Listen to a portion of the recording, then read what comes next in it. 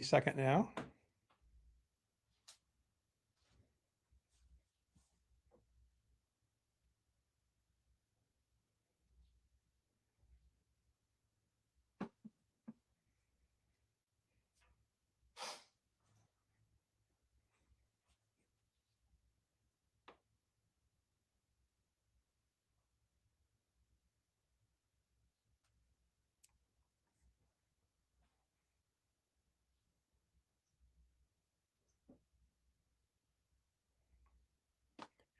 Did we really learn everything in kindergarten or before?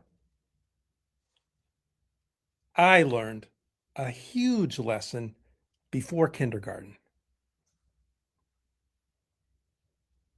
Welcome to We Wonder, episode 3. Did we learn everything in kindergarten? I'm Erik Forrester, Next Step Strategist, and over here, I'm Jonathan Logan, and I have life success tools and stop smoking forever. So, well, I don't know, Jonathan, where should we start? In kindergarten? Yeah. Oh, maybe I should talk about the lesson that I actually learned. And Yeah, you know so what? what is the lesson you learned, Yeah. Erik? I'm Well, curious. I have a feeling others may have learned this well. And I learned the lesson about navigating in my neighborhood, walking Mhm. around. Uh, I wasn't riding a bike yet, but I was walking. I learned when you get to a corner that like an intersection or a corner of streets, you stop and you look both ways, Both ways. both ways, Both ways. and you listen. I'm guessing we were listening for sirens. I never was quite clear on that. But stop, look, and listen. I think in different ways we've probably learned that. Later on, when I lived in a very busy international city, I learned also to look behind me, both ways and behind. That's another story. So the stop, look, and listen. Okay, that was great. I walked to school almost every day for elementary school, and that was valuable. It turns out that as I've been thinking about this, I still follow stop, look, and listen. I'm not Mhm. walking the streets as much. Right. It's still there. I learned something from that decades later is still relevant. So you may not be surprised to hear that I went a little bit deeper in the word learn. Mm. What does it really mean? I of course thought it was like learning stuff, getting information, getting ideas, getting tactics, getting strategies, all those things. Well, actually, taking the word learn all the way back to very, very early English, it means to feel out or Mm. follow a path or a track. Mm. And so the Wow. stop, look, and listen at the corner makes perfect sense. I Right. don't know if my parents knew the etymology of the word learn, or any of the millions of other parents who taught their kids that back in the 50s. But you know, there we go. And what that has triggered for me, the fact that learning comes from moving, following Right. a path or a track, Right. is what lights up me today in terms of my work, my coaching, and my interaction in life in general, is what many people would refer to as experiential learning Mm. from experience. Right. Believe me, I spent a lot of time learning from books, and I still do, and lectures and talking to people and all that. And until I really experience certain things, I Right. maybe haven't really learned them. Jonathan, what do you think about that? You work with 100%. life success tools. My gosh, I think there's a connection there. There is, Erik. It's funny because I remember seeing a picture of a guy. It was an advertisement for a kung fu school back, I don't know, back in the 80s or something. And the guy's reading a book on kung fu. I'm like, you can't learn kung fu from reading a book. I mean, it's like Mike Tyson had a statement that says, everyone has a plan until you get punched in the face. The military says, no war plan survives first contact with the enemy. And the thing is, you can learn a lot from reading, and we do, and we should. And applying it, getting out and testing it, getting out and playing with it in the real world. Like, you can teach me all about rhythm and drums, from a book, but unless I sit down with you, right, and when you were teaching as a professor, I really couldn't grok it. I couldn't get it. Yeah. And you know what? It just struck me as you're mentioning some of those things, Jonathan. For our friends who are listening, if you feel comfortable, what is something that maybe you learned in kindergarten or before that you realize as you're reflecting today still Hmm. makes sense? Love to hear about that because we can weave that into what Jonathan and I are going to cover today. So Jonathan, it sounds like what you're referring to is what some people call lifelong learning. Yeah. Yeah, absolutely, Eric. You know, you and I, we've known each other for 10 years and worked together for so long. It's been wonderful. And I can't tell you how much I've learned from working with you as my coach, but fundamentally, the constant learning across all the areas of your life, all the domains, as they say, has a huge impact. And you caused me to learn more about learning because I'm a learner. That's a lot of learning in there. But one of the things I realized when I found out when I went out and studied it was that learning is good for your brain. It helps your cognitive capacity. It helps your brain health. You can adapt better to the changing world. And can we agree the world is changing a lot? You know, it enhances personal fulfillment and curiosity. Like, I heard a musical piece when I was in Europe. I held up my phone and I used Shazam, I think it was, to hear what it was. I learned about the guy who created the music. It was the Berlin Philharmonic Orchestra. I mean, all these things I learned. And I was like, oh, I really like this piece. And now I've added it to my YouTube channel, to my private music channel. So, you get personal resilience from learning because you're not so at effect, you're more at cause because you can go out and learn things. And you get an expanded perspective. Like they say, in the old days, they would say, go to university for the education, then go to Europe for the experience, because that experiential learning, like you said, is massive. That's great. I love this Shazam reference. And you know what? I can imagine there could be somebody listening who didn't experience life before Shazam. I remember hearing bits of a piece, whether it was on the AM radio, which was largely top 40 or popular music, or on FM where it was more classical, or I could listen to jazz as well. And Right. and I'd hear something, I go, oh my God, that's really great. And I'd have to wait for whatever length of time it took for the next two or three, and then the DJ would say, and I'd have to remember, and it usually didn't work. And now, of course, with Shazam, you find it out immediately. However, speaking of learning, what I learned in the time I had to wait from hearing the song that I really liked to when I heard some other music that was also pretty good. Right. So that time, which was different back then, it gave me more learning and helped me appreciate even more, let's say, some of the music. And if I had not heard it, I couldn't have experienced it, could I? Right, right. And I just want to point out that you are following the path that you heard the little Ooh. bit of the piece, and then you had to listen to a couple other songs, waiting for following the path for the DJ. And then when you finally heard it, the one you wanted, when he said, "Oh, that was such and so by so and so," like, aha. So you follow the path to the goal, which is exactly what learning was in Old English. Speaking of paths, Donald points out children are taught to stop before they cross the street. Adults often forget to stop before crossing into assumptions. Oh, Ooh. golly. Well, Donald, I think maybe you've learned a few things.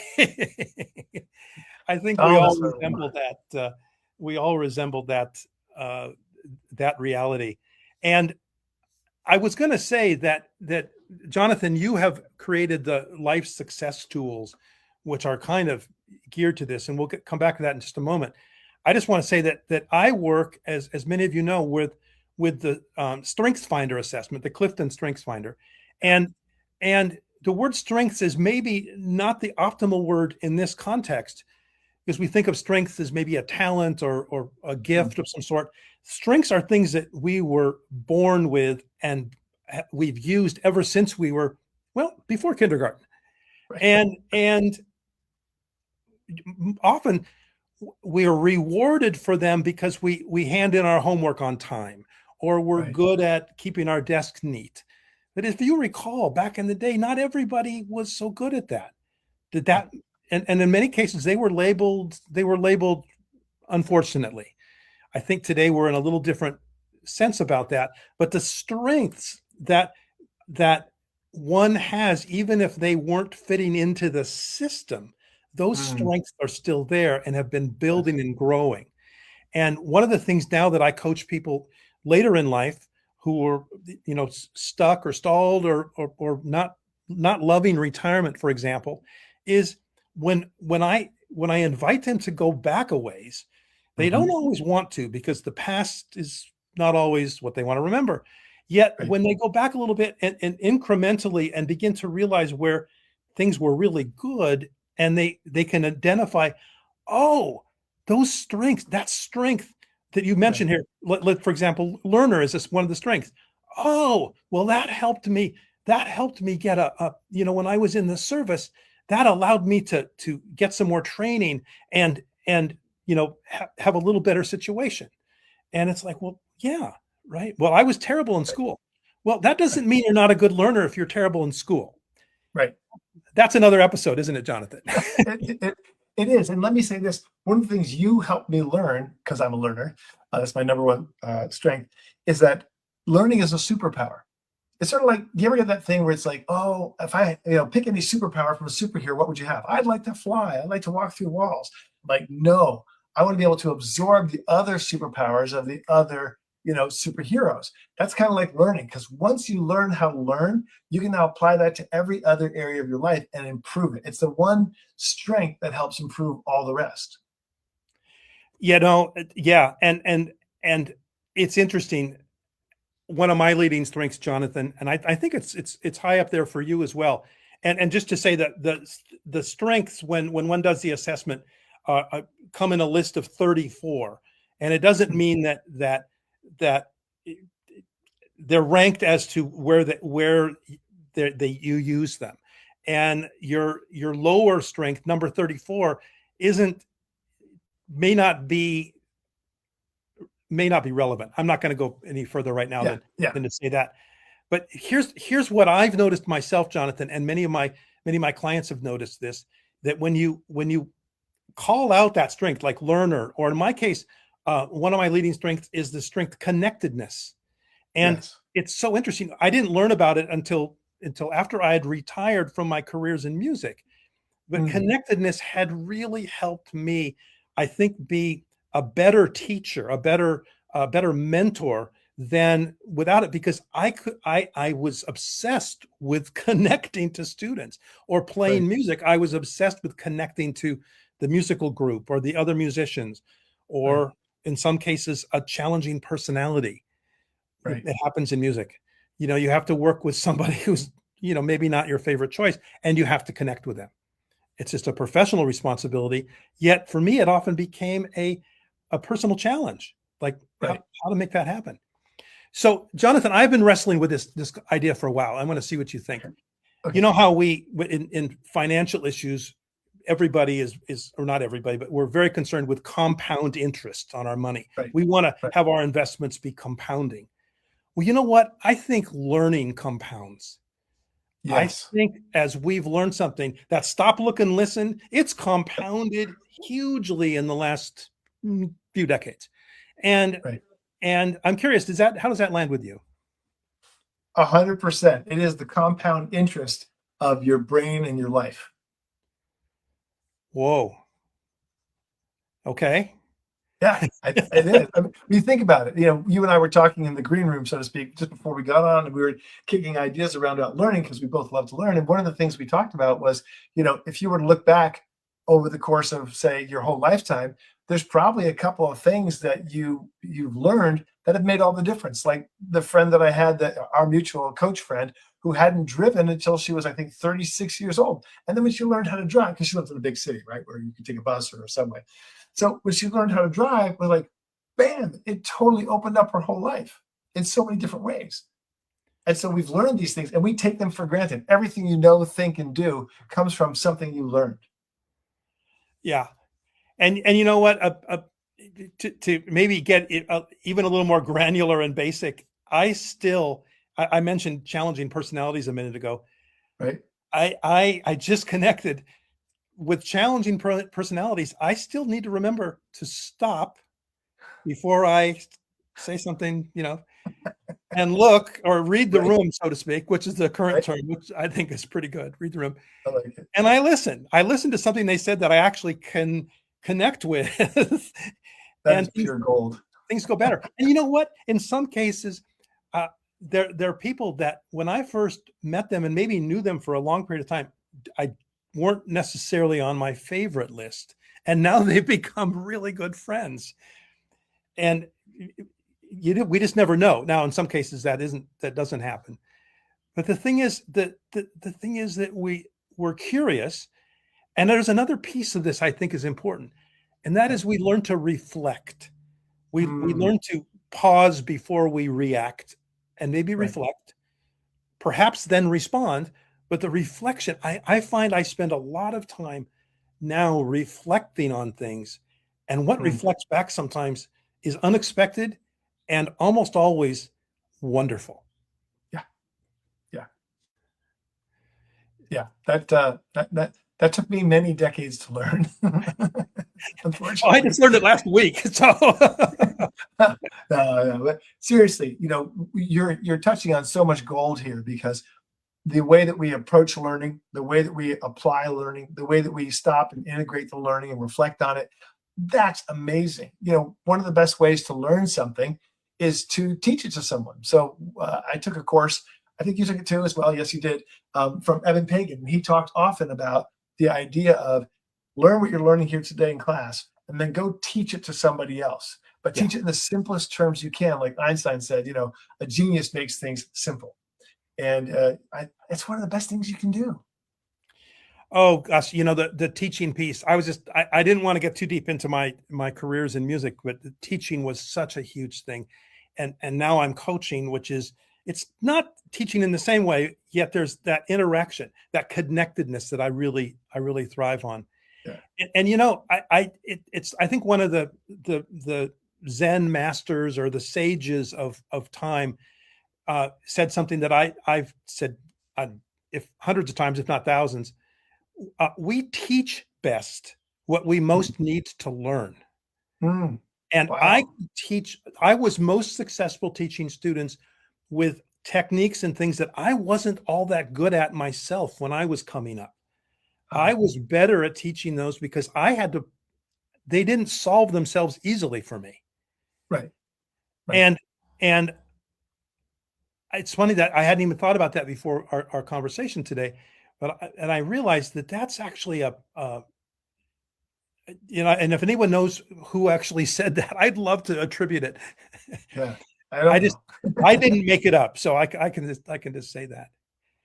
Hey, speaking of Sage, we have a comment here from Elaine referring to Sage Levine, wonderful, wonderful coach, wonderful writer, really fabulous gal. Elaine says Sage Levine calls your learned experience your PhD. That's great. Ooh, Similar ideas to learning being your compound interest. It adds up more than linearly. And if you realize how that has happened, you can leverage it going forward. Absolutely. Absolutely. And this is maybe a good place to mention, Jonathan, that like Sage Levine, and you mentioned Eben Pagan, and I'm thinking of other thought leaders and people that have already in our audience's awareness, if you will.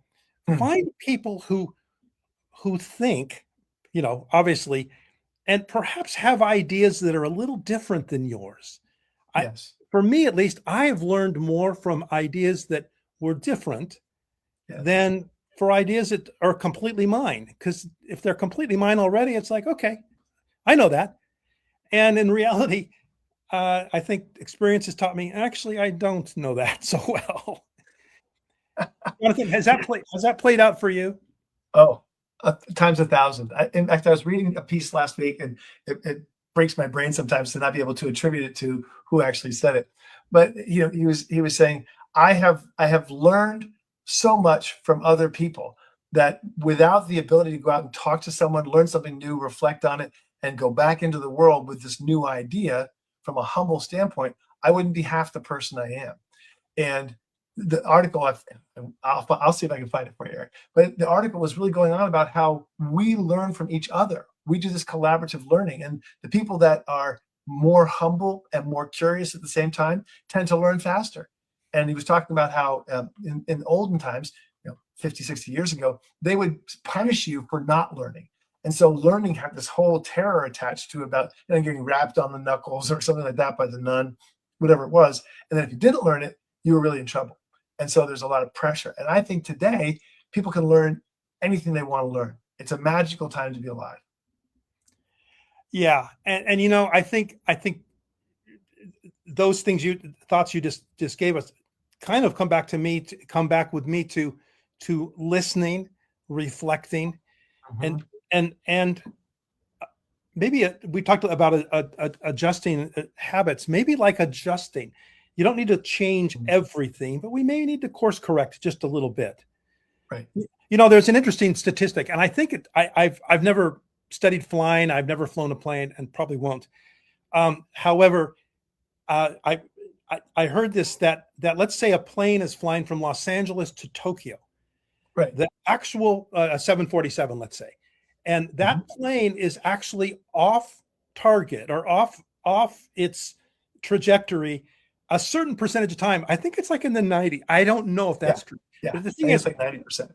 is it 90%? So Yeah. the thing is, okay, they still get to Tokyo, and they don't wind up in Sri Lanka, right? They Right. get to Tokyo, and it's like, oh my gosh. So at that level of technology, at that level of skill, at that level of, I don't know what a pilot feels, they're adjusting all the time.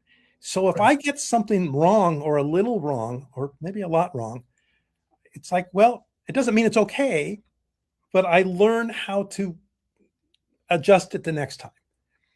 100%. Eric, Neil deGrasse Tyson. I read this piece from him last week, and what he said was, he said, people get angry at science because it turns out something turns out wrong, right? Like what we thought was true 200 years ago, we've almost proven now everything is not true.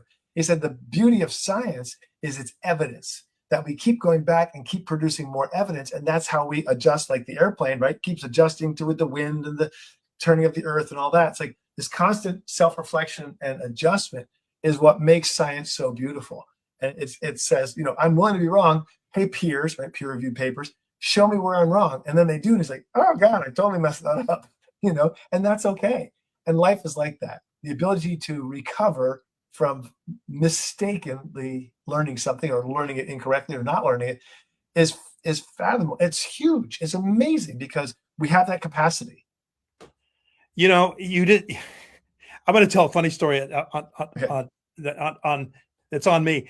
Speaking of stop, look, and listen in traffic and things, right? I was at the store yesterday, and I got out of the car and was going to cross across the parking lot to go into the store, and I stopped, and I looked, and I listened, and I didn't hear anything. So I start out, and there was a car right there.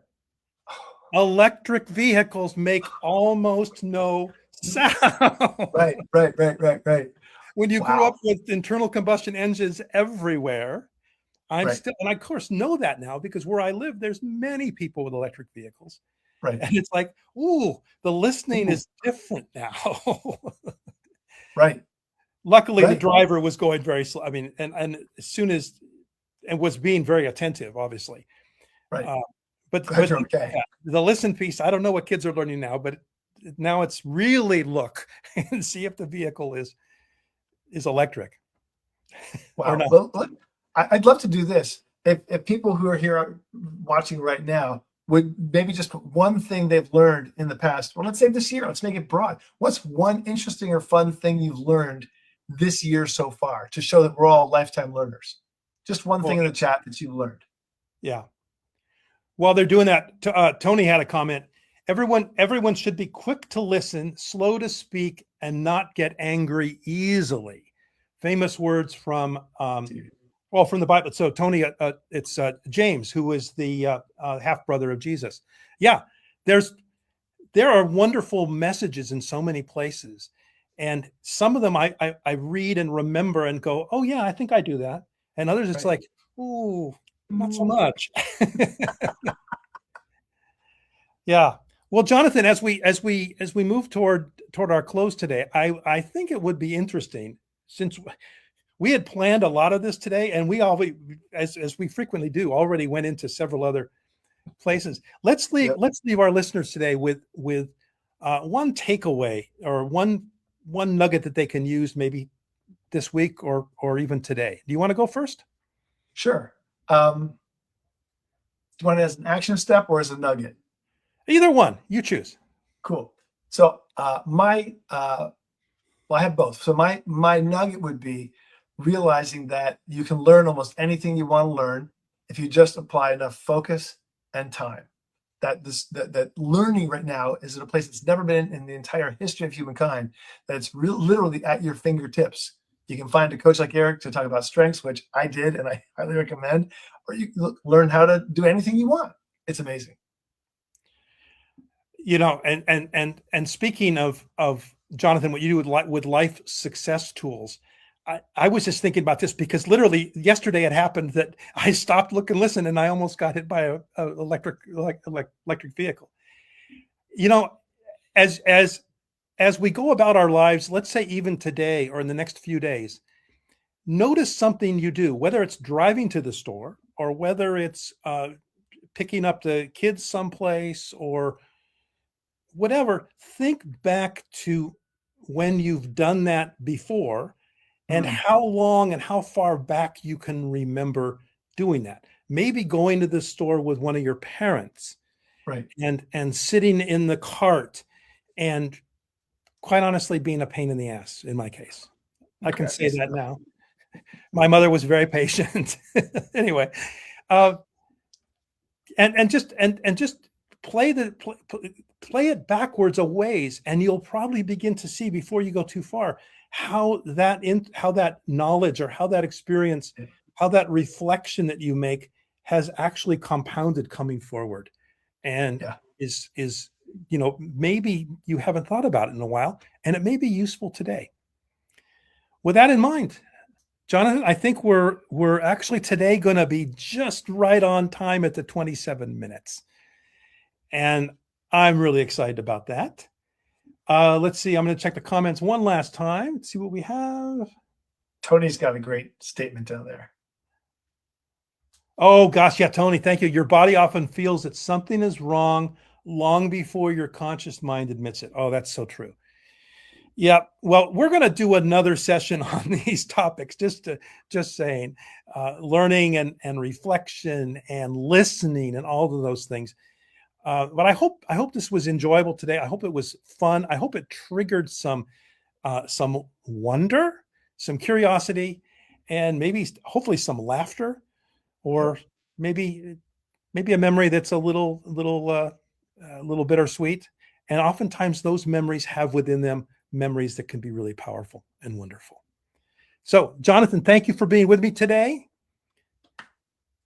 And thank you all for listening. And if you've enjoyed our time together, if you've enjoyed these, pass it on. Let folks know. We'll be back next Monday, 10 a.m. Pacific Daylight Time. And we wonder if you'll join us.